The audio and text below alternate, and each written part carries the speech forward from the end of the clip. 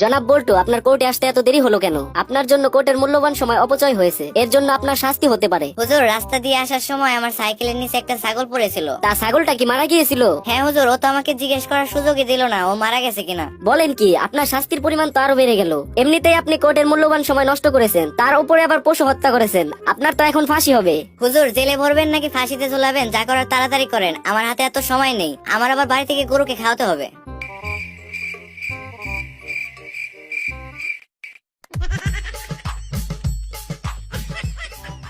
ধুর মিয়া, এটা কি মোবাইল দিছেন? দেওয়ার আগে তো বলছিলেন সারা জীবনেও নষ্ট হবে না।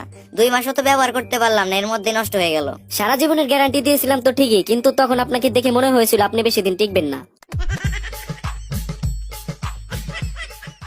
আচ্ছা ভাই, আপনার দোকানে কি পানি আছে? হ্যাঁ ভাই, পানি আছে। তাহলে সাবান আছে? হ্যাঁ ভাই, সাবানও আছে। আচ্ছা ভাই, তাহলে সাবান আর পানি দিয়ে ভালোভাবে হাত ধুয়ে 5 টাকার মুড়ি দিন তো।